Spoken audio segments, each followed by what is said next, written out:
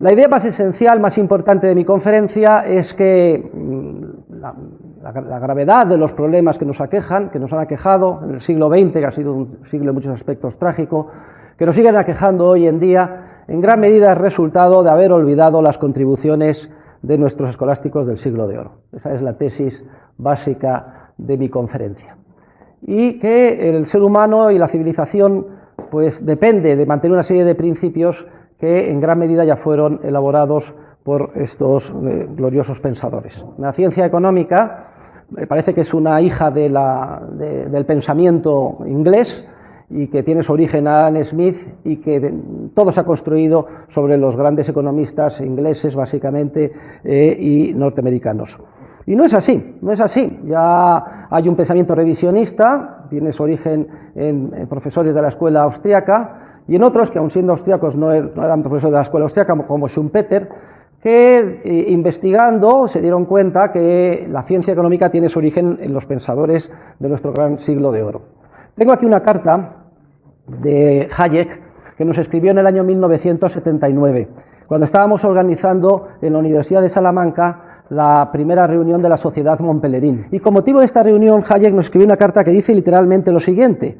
Dice que los principios básicos de la teoría del mercado competitivo fueron desarrollados por los escolásticos españoles del siglo XVI y que el origen del liberalismo económico no fue diseñado, como se pensaba, por los calvinistas ingleses, sino por los jesuitas españoles. ¿A qué se debe este olvido? Se debe sobre todo a la malsana influencia imperialista de la escuela clásica anglosajona. Sobre esto se podría hablar muchísimo. Hay una serie de circunstancias históricas que lo explican. Surge con la Revolución Industrial, la Commonwealth, el Imperio Británico se extiende por todo el mundo, el resto de los países pues, van adquiriendo paulatinamente un complejo de inferioridad y se convierte Inglaterra como en el modelo que todo el mundo quiere seguir, y esto influye también en el ámbito de la ciencia y de la economía.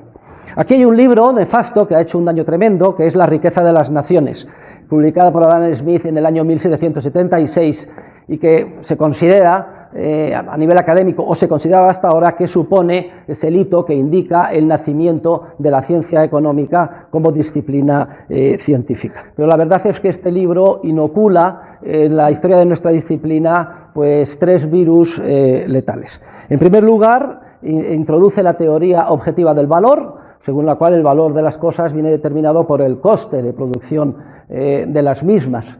Luego ya los discípulos de Adam Smith lo elaborarían todavía más, y ese coste, el coste predominante, pues es el coste del trabajo, la teoría objetiva del valor trabajo. Que de alguna forma, y aunque se diga que Smith es liberal y los sedicentes liberales vayan muy orgullosos a las reuniones de liberales con una corbata de Adam Smith, de alguna forma lo que hizo Adam Smith fue servir en bandeja a Carlos Marx la teoría de la explotación, porque si el valor viene determinado por el coste de producción y su componente esencial es el trabajo, ¿por qué no va a asumir la totalidad del valor en los trabajadores? Si no lo reciben es que están siendo expropiados o robados por capitalistas o empresarios. Quiero decir que desde el punto de vista científico el daño fue enorme, y que todos aquellos liberales que vayan a reuniones o congresos liberales con una corbata de Adam Smith, pues deberíamos de colgarles con la propia corbata. Adam Smith hizo tabla rasa sobre las contribuciones de nuestros escolásticos que mucho antes que él ya habían centrado su razonamiento científico en torno a la teoría no objetiva, sino teoría subjetiva del valor. Entre todos ellos deberíamos de recordar sobre todo al gran Diego de Covarrubias y Leiva, al que homenajeamos en el año 2014. Porque Diego de Covarrubias y Leiva, ya en el año 1555, y voy a citar literalmente lo que escribe en latín en su obra Omnia Opera, yo tengo la primera edición, dice exactamente en español lo siguiente: dice que el valor de una cosa no depende de su naturaleza objetiva, sino de la estimación subjetiva de los hombres. Y añade, incluso aunque tal estimación sea alocada. Y pone como ejemplo la siguiente ilustración. Dice, en las Indias, recién descubiertas, el trigo se valora más que en España, porque allí los hombres lo estiman más. Y ello a pesar de que la naturaleza del trigo es la misma en ambos lugares. Luego, chapó por Diego de Covarrubias. Qué pena que Adam Smith hiciera tabla rasa de esta tradición del pensamiento escolástico subjetivista. El segundo error gravísimo de Adam Smith es el de haber confundido cuál es el nexo adecuado de causalidad, de causa-efecto, entre costes y precios.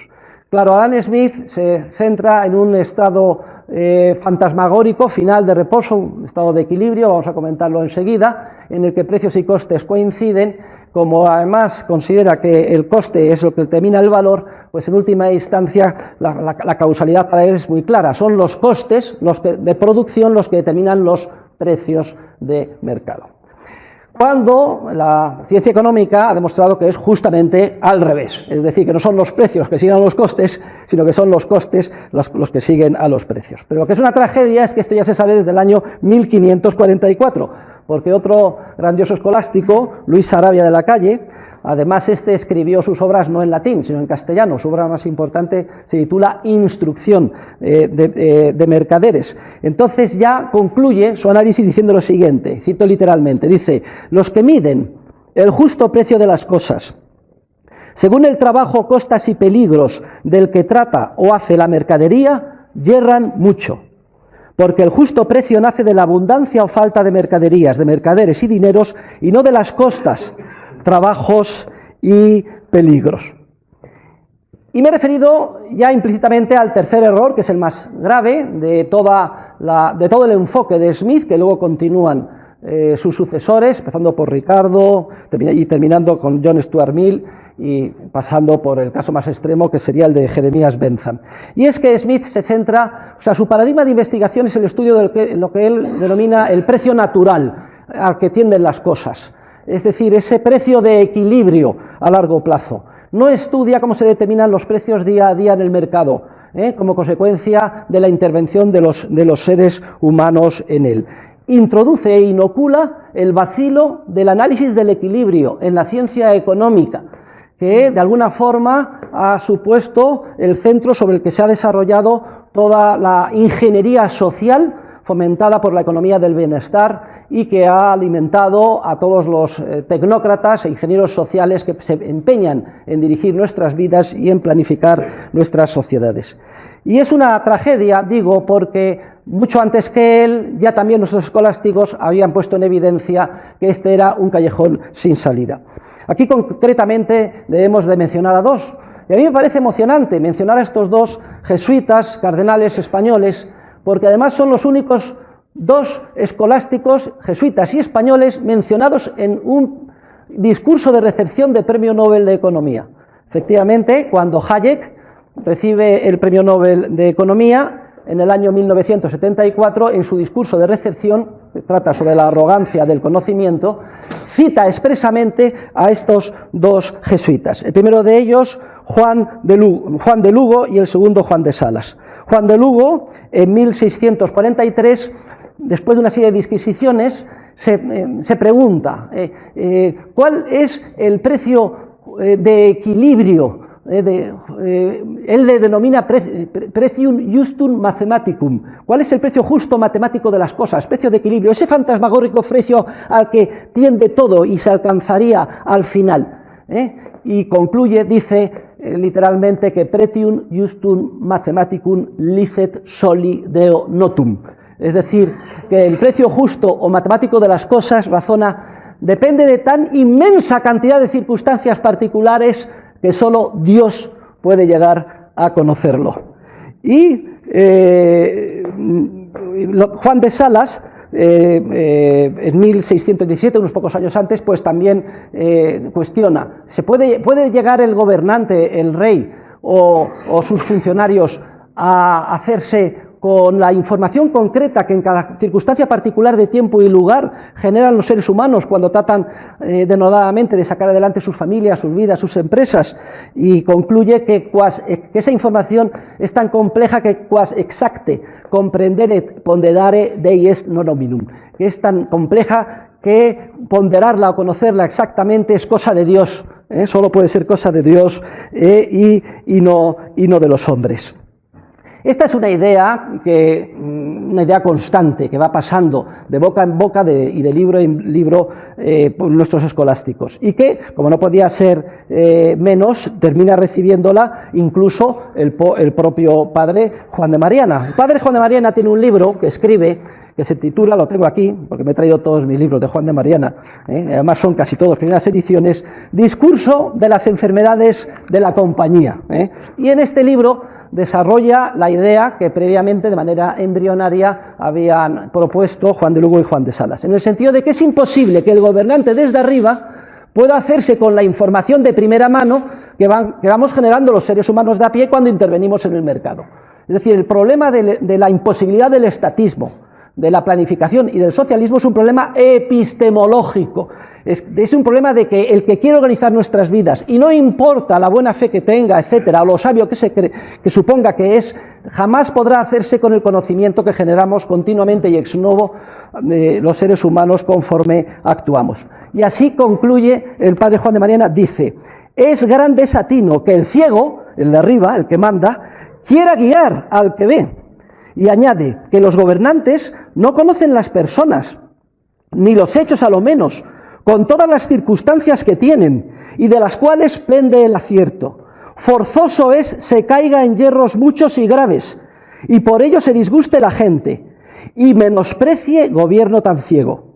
Es loco el poder y mando, y que cuando las leyes son muchas, en demasía, y como no todas se pueden guardar, ni aún menos llegar a saber, a todas ellas se pierde el respeto. Padre Juan de Mariana, Dixit. Ahora, esta tradición escolástica no solo vale para criticar la ingeniería social, sino vale para, sobre todo, criticar, y esto tenemos que hacer un mea culpa, los profesores de economía, la desviación de nuestra ciencia hacia el cientismo que denomina Hayek, la indebida aplicación del método de la física al campo de la ciencia social, y que hoy en día tiene pues unas ilustraciones clarísimas. O sea, el endiosamiento de la razón humana en el campo de la ciencia económica es algo increíble. Lo que está de moda hoy en día son los rimbombantemente denominados Dynamic Stochastic General Equilibrium Models. Y como no se publica un artículo científico con un gran contenido matemático y modelizado con esos modelos estocásticos de equilibrio general dinámico, no te publican el artículo ni puedes hacer ninguna carrera en el ámbito de nuestra disciplina. Y estos Dynamic Stochastic General Equilibrium Models, para que se pueda comprender, se basan en lo que se denomina un agente representativo. Es decir, se definen las características de una manera simplificada de un agente representativo que reacciona miméticamente y como si fuera un robot ante los acontecimientos. Es como un pingüino que va saltando, y ya saben ustedes los pingüinos, se tira un pingüino y todos los otros pingüinos hacen exactamente lo mismo. Y luego se le pone el adjetivo de dinámico porque se pretenden desarrollar diferentes escenarios, modificando las variables, etcétera, y luego aplicando potentísimos ordenadores, ver cuáles son las implicaciones de esos escenarios, lo cual eventualmente permitiría al planificador de turno o al gobernador del Banco Central de turno saber lo que va a pasar en cada circunstancia, en cuánto tiene que aumentar la oferta monetaria o disminuirla, en cuánto hay que subir o bajar los impuestos, etcétera, para lograr los grandiosos objetivos del poder. Como es lógico, todo este objetivo ideal cientificista pues carece de base científica por las razones ya elucidadas hace 5 siglos por nuestros escolásticos. Pero me agrada simplemente comentar que el gran artífice de la crisis, de la gran recesión, que todavía nos sigue afectando, última, el que fue presidente de la Reserva Federal de Estados Unidos, Alan Greenspan, y por lo menos él reconoce, y luego en comentarios, en una entrevista que le hicieron para Time, expresamente lo dice, que todos los modelos fracasaron, y sobre todo fue espectacular el fracaso del modelo más sofisticado en el que se había invertido más millones de dólares y habían intervenido más centenares de los más brillantes mentes matemáticas en Estados Unidos, el modelo de la Reserva Federal. Y también fracasó el modelo del Fondo Monetario Internacional y el modelo de Goldman Sachs. ¿Y por qué fracasaron todos esos modelos? Porque la vida real no está protagonizada por pingüinos. ni está protagonizada por agentes representativos. Y a pesar de que tú pongas toda tu confianza en los ordenadores y en los programas, al final esos modelos no son capaces de recoger la inmensa riqueza y variedad que se genera día a día en el mercado por todos nosotros y nuestros congéneres, y somos 7.000 millones de hormiguitas creativas en el mercado, porque dejan fuera precisamente a la capacidad esencialmente creativa del ser humano, es decir, a su capacidad eminentemente empresarial. Y esta es otra de las características esenciales que a mí me gustaría señalar, que es la gran carencia de la disciplina económica, por lo menos del mainstream, que dejan fuera al protagonista del proceso, que es el ser humano actor creativo, dotado de una innata capacidad empresarial. Empresario viene del latín in emprehendo, preendi prensum, significa descubrir, ver, darse cuenta de algo, y el ser humano, lo que le distingue precisamente de los otros animales no humanos, parafraseando una próxima conferencia que va a tener lugar en el Instituto Juan de Mariana, es que somos capaces de darnos cuenta y crear y generar nueva información sobre fines y medios, cosa que no es posible de ser modelizada a través de un agente representativo. El futuro es el resultado de la acción combinada de los seres humanos, y en ese sentido el futuro es un por hacer, y dependerá de cómo actuemos empresarialmente, que sea uno u otro, no está en forma alguna determinado. El futuro no es un porvenir, como se explica en el mundo de la física, o se pretende de alguna forma forzar con estos modelos estocásticos del equilibrio general en diferentes escenarios. Quizás merezca la pena ahora referirnos al concepto dinámico de competencia. Porque para los escolásticos la competencia es un proceso de rivalidad. Ellos en latín utilizan el término de concurrentium, concurrencia. La concurrencia es un proceso de rivalidad entre los empresarios que tratan de hacer las cosas mejor que los otros y vender bienes distintos, mejores y cada vez a un precio más bajo. Voy a poner un ejemplo que es el de Jerónimo Castillo de Bobadilla, que en el año 1585 escribe su obra Política para corregidores, y que dice exactamente, aquí vamos a ver si aquí lo encuentro, que los precios en el mercado bajarán como consecuencia de la emulación entre los vendedores. A emulatio es el término que utiliza. Emular al contrincante es primero tratar de ponerse a su nivel si es mejor que yo, y además batirle, es decir, lograr hacer algo nuevo que no haga él. Y dice, como resultado de esa emulación, los precios en el mercado bajan y los consumidores salen favorecidos. Esta concepción dinámica de la competencia contrasta radicalmente con el concepto de competencia que se ha desarrollado por la ciencia económica y que además, para mayor burla, se caracteriza de perfecta cuando se da una situación, que no un proceso, en el que existen múltiples oferentes, todos ellos vendiendo el mismo producto sin permitirse que haya ninguna diferenciación entre unos y otros y al mismo precio. Es decir, fíjense la gran paradoja, se califica por los científicos de la economía de competencia perfecta a una situación que, si de algo de verdad pone de manifiesto, es que es lo más alejado de la competencia. Y esto es algo que también quedó perfectamente claro y fue muy bien desarrollado por nuestros escolásticos.